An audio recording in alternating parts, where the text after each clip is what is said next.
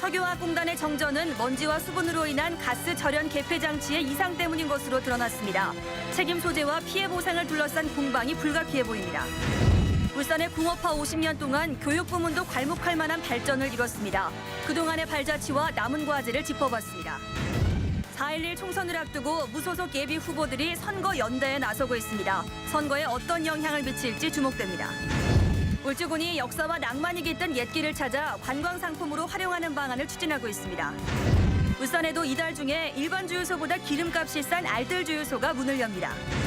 성폭행 미수 등의 혐의로 기소된 20대에게 국민참여재판에서 징역 5년이 선고됐습니다.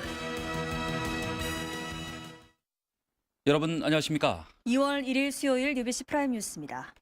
울산과 창원을 직통으로 연결하는 이른바 경제고속도로 건설이 추진됩니다. 울산 함양간 고속도로와 함께 4통8달고속도로망이 갖추어질 전망입니다. 보도에 서영만 기자입니다. 경남이 동남권 광역도로망 구축을 위해 창원과 울산을 잇는 직통 고속도로 건설을 추진하고 나섰습니다. 예상 노선은 남해고속도로 장지IC에서 창원 북면과 양산 원동을 거쳐 울산 언양에 이르는 왕복 4차로 84km 구간, 중부 경남과 울산 산업단지 간의 물류 수송비 절감이 주 목적으로 명칭도 가칭 창원 울산 경제고속도로입니다. 창원 지역하고 울산 공업 지역하고 연계시키는 물이동 관계, 거의 광역 경제권을 활성화하기 위해서 그런 차원에서 경제 개념을 우리가 표현을 좀 했습니다. 곧바로 국토해양부의 타당성 조사를 의뢰하고 늦어도 2014년까지 실시 설계를 마쳐 2022년에 완공한다는 목표입니다. 3조 원에 달하는 사업비는 민자로 할지 국비로 조달할지 여부는 타당성 조사를 벌인 뒤 결정한다는 방침입니다. 계획대로 추진되면 현재 2시간 가까운 울산 창원 간 거리가 1시간 20분대로 단축될 전망입니다. 특히 혼잡 구간인 부산 양산 구간을 피하게 돼 주말 휴일에는 소요 시간이 절반 이상 줄 것으로 보입니다. 올 상반기에 남해고속도로 목포 광양 구간이 개통되면 머지않아 울산 목포 간도 5시간에서 3시간대로 좁혀질 전망입니다. 여기에다 현재 건설 중인 울산 함양 고속도로까지 뚫리면 울산의 고속도로망도 4통8달에 이르게 될 것으로 기대됩니다. UBC 뉴스 서영만입니다. 오늘 새벽 얼어붙은 도로를 달리던 화물 트럭이 넘어지면서 싣고 있던 철근이 쏟아졌습니다. 4시간 넘게 차량 통행이 중단되는 바람에 이 일대가 아수라장으로 변했습니다. 먼저 윤경재 기자가 보도합니다. 국도 한가운데 철근 더미가 쏟아져 있습니다. 철근을 싣고 가던 22톤 화물 트럭은 두 차로와 맞은편 한 차로까지 차지한 채 맥없이 넘어져 있습니다. 트럭 앞 유리는 사고 당시 충격으로 박살이 났습니다. 사고가 난 건 오늘 새벽 6시 40분쯤. 울산을 향해 7호 국도를 달리던 22톤 트럭이 빙판길에 미끄러진 겁니다. 전체적으로 빙판져가지고 뒤가 도니까 이게 중량이 있어서 그냥 넘어가더라고요. 도로에 전복된 차량입니다. 타이어에 얼음이 낄 정도로 도로는 빙판길이었지만 체인조차 감겨있지 않습니다. 다행히 인명피해는 없었지만 국도 양쪽 차선 20km가 4시간 넘게 정체를 빚었습니다. 8시 20분에 오는데 아직 9시 20분인데 차가 안 와가지고 출근도 못하고 너희들아 걱정이 퇴사했다. 경찰은 운전자 김 씨를 상대로 운전부주의 등 과실 여부를 조사하고 있습니다. UBC 뉴스 윤경재입니다. 이렇게 사고가 난 7호 국도는 평소에도 교통체증이 심각한 곳입니다. 물류수송 지연 등 기업체의 피해가 늘고 있지만 아무런 대책도 마련되지 않고 있습니다. 계속해서 조윤호 기자입니다. 꼬리에 꼬리를 문 차량들로 2차선 도로가 꽉 채워졌습니다. 같은 시각 이곳에서 몇 킬로미터씩 떨어진 곳까지 마치 거대한 주차장을 방불케 합니다. 우회도로로 빠져나간 차량들도 갇혀 되돌아가고 심지어 중앙선을 넘기도 합니다. 공항에서 여기까지 2시간 걸렸습니다. 지금 급한데 지금 많이 늦었죠 지금요. 이 때문에 울산으로 출근하던 근로자들이 2~3시간씩 무더기 지각 사태를 빚었고 부품 공급이 중단되면서 일부 업체는 조업에 차질을 빚기도 했습니다. 오늘 눈 오는 관계랑 그다음에 도로 폭 관계 때문에 저희가 오늘 아침에 또 물류 입고가 또 못 된 부분도 있고요. 화물차 통행량이 가장 많은 7호 국도는 상습 정체에다 눈만 내리면 연례 행사처럼 교통 대란이 반복되고 있습니다. 국도를 따라 주변 야산에 공장 입주가 크게 늘고 있지만 우회도로 개설이나 차로 확장 없이 수십 년째 방치되고 있습니다. 이와 함께 울산과 경주의 경계 지점이다 보니 제설 작업이나 빙판길 관리가 허술한 실정입니다. 모아 입실 쪽에 공장은 많이 지어놓고 차는 도로는 이거 하나밖에 없으니까네 이거 아시는마다 이거 보통 문제가 아니다. 트럭 한 대 사고가 국도 기능을 전면 마비시킬 정도지만 관계 당국은 여전히 뒷짐만 지고 있습니다. UBC 뉴스 조인호입니다. 지난해 석유화학공단에서 발생한 대규모 정전 사태 기억하시죠? 정전 사태의 원인을 조사했더니 가스 절연 개폐 장치에 먼지와 수분이 들어가면서 방전이 발생했기 때문인 것으로 밝혀졌습니다. 그렇다면 한전 측이 정전 피해를 보상해야 할 것 같은데 그럴 것 같지가 않습니다. 보도에 김규태 기자입니다. 지난해 12월 6일 16분간의 정전으로 최소 수백억 원대 피해가 발생한 석유화학공단 정전 사고. 정부 합동점검단 조사 결과 용연변전소에 설치된 GIS, 즉 가스절연 개폐 장치의 부분 방전이 원인이었던 것으로 잠정 결론났습니다. GIS를 설치한 뒤 이물질 유입을 확인하지 않는 바람에 안에 있던 미세먼지와 수분이 방전을 일으켰다는 겁니다. 누간을 해가 아무래도 안 되니까는 추가적인 이제 또 진단 방법들을 쓰거든요. 시간을 올리고 복잡하고 그러니까는 생략을 한. GIS 설치 과정에서의 먼지와 수분 유입이 정전 원인으로 드러남에 따라 발주처인 한전과 납품업체 간의 책임 공방이 벌어질 것으로 보입니다. 관리 감독은 당연히 이제 하긴 하죠. 근데 이제 그 부분이 어디까지냐 하는 부분은 세부적인 원인이 나와야 되는 거니까요. 정전 사고 발생 2달이 다 돼가지만 한전 측은 여전히 보상 문제에 소극적인 입장을 보이고 있습니다. 어떻게 진행을 할 것이다. 뭐 그런 부분에 대해서는 아직 정확히 나와 있는 게 하나도 없습니다. 지금까지 공단 정전 피해를 한전 측이 보상한 사례가 거의 없어 이번에도 비슷한 전철을 밟을 가능성이 높아 보입니다.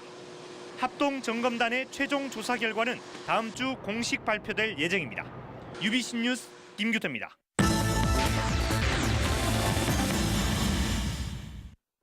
옛길은 과거와 현재를 이어주는 징검다리 역할을 합니다.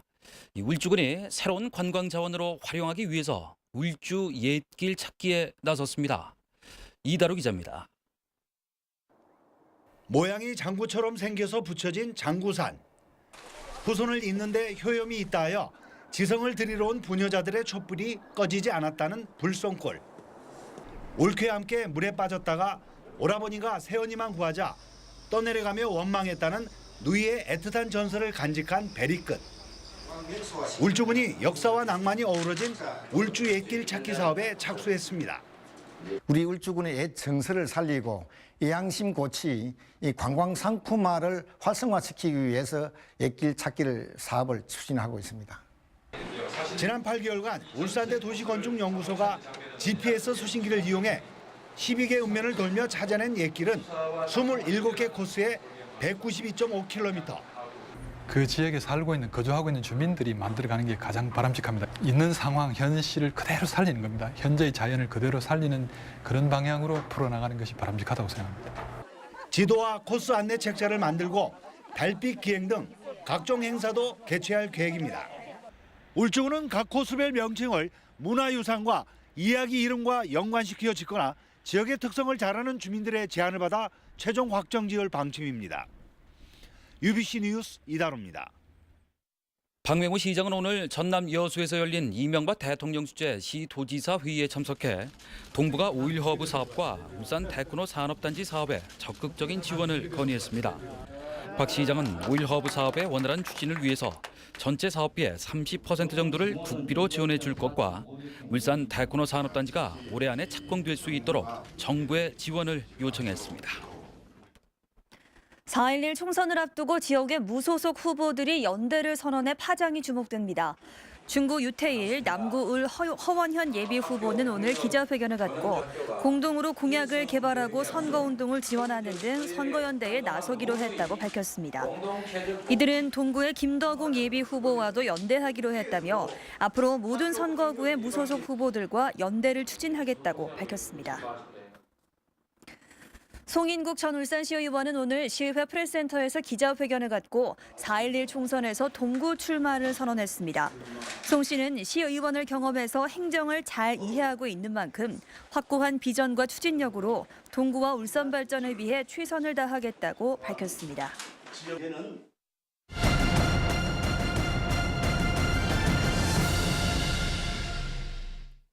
울산 공업화 50년 동안 울산 교육에는 어떤 변화가 있었을까요?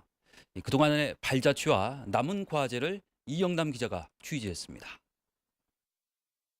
울산공업센터가 지정된 지난 1962년 이런 곳이던 초중고등학교 수는 50년 만에 232곳으로 3배 이상 늘었습니다.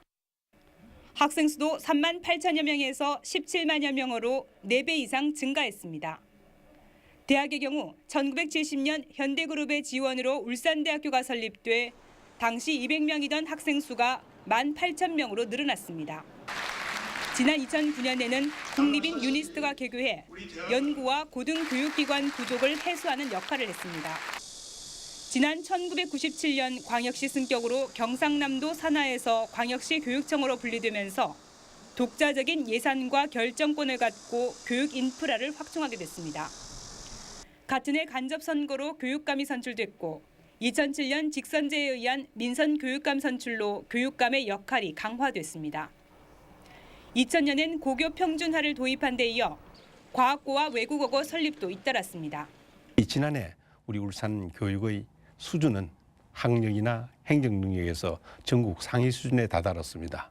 앞으로 우리 울산 교육은 사람이 몰려오는 그런 진정한 행복 교육 도시 울산을 만드는데 하지만 최근 다소 향상되긴 했지만 여전히 낮은 학력 문제를 비롯해서 풀어야 할 교육 현안도 적지 않습니다.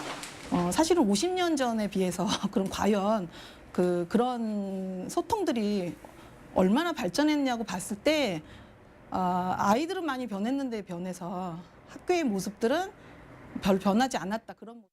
산업화 50주년을 맞아서 경제 발전에 매진해온 도시의 역동성을 이제는 교육 분야로도 돌려서 삶의 질을 높이자고 시민들은 목소리를 높이고 있습니다. UBC 뉴스 이영남입니다. 울산 공업센터 지정 50주년 기념 국제 심포지엄이 오늘 오후 롯데 호텔에서 열렸습니다. 오늘 심포지엄에서는 서울대 경영학과 조동성 교수와 제롬 글렌 UN 밀레니엄 프로젝트 대표가 울산의 경제 기적 배경과 미래 50년을 위한 새로운 사업 등을 주제로 기조 연설을 했습니다. 이어 울산 주력 산업의 구조 변화 예측과 울산의 신산업 전망 등에 대한 주제 발표와 토론회가 진행됐습니다. 울산 공업센터 50주년 기념식에 역대 울산시장 5명이 참석합니다. 울산시는 모레 열리는 기념식에 심왕구, 안두환, 이진영, 문백, 김영환 씨 등 역대 시장 5명이 참석한다고 밝혔습니다. 정부에서는 김황식 국무총리와 윤상직 지식경제부 1차관 등이 참석하고 베트남 칸호아와 일본 하기 등 5개 해외 자매도시 대표단도 참석합니다.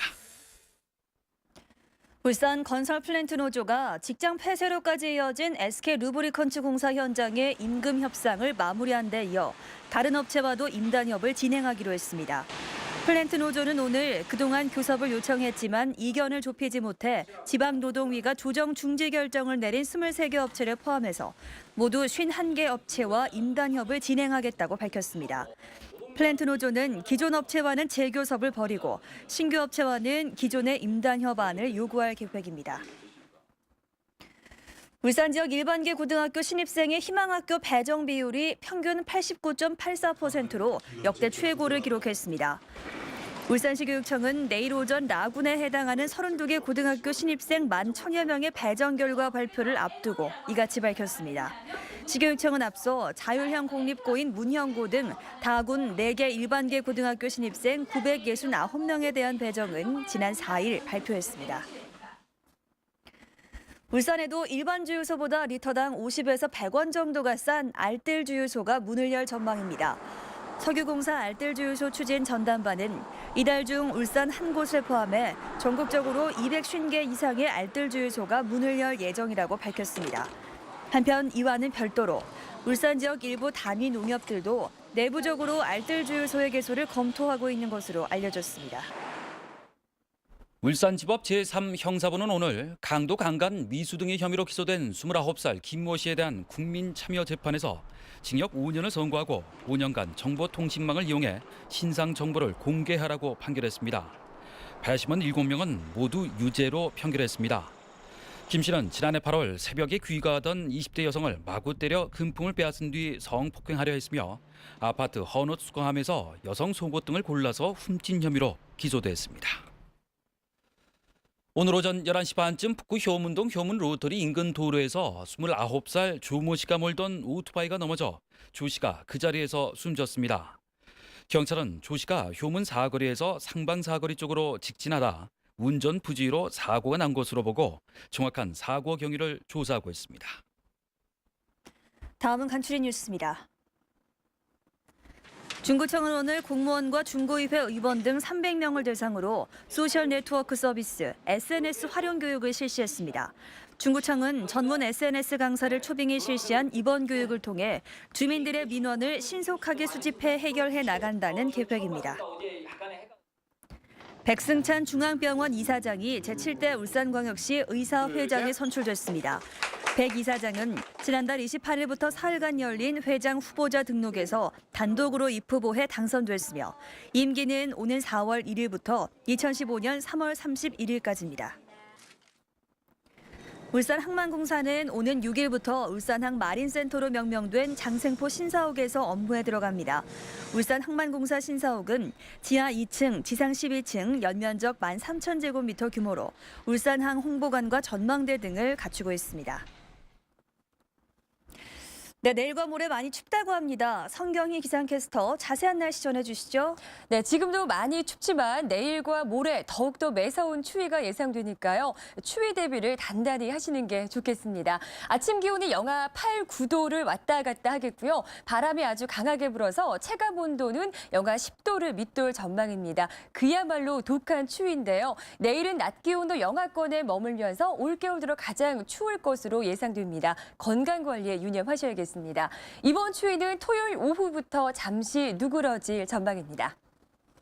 내일도 찬대를 고기압의 영향으로 한반도 상공에 찬 공기가 머물러서 전국에 매서운 한파가 예상됩니다.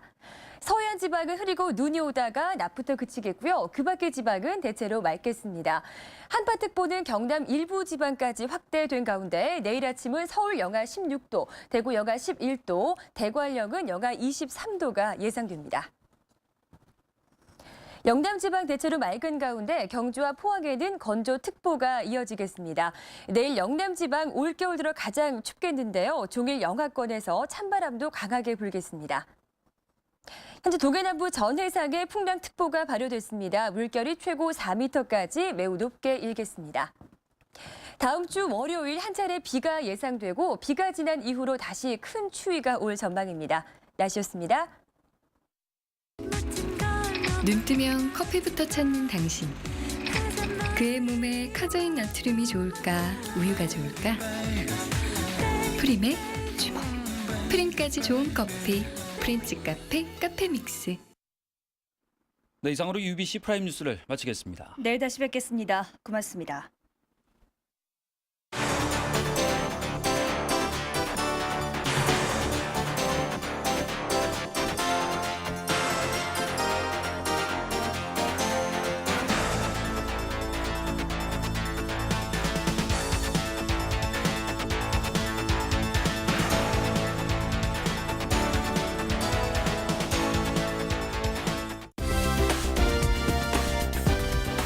이어서 SBS 스포츠 뉴스를 보내드립니다.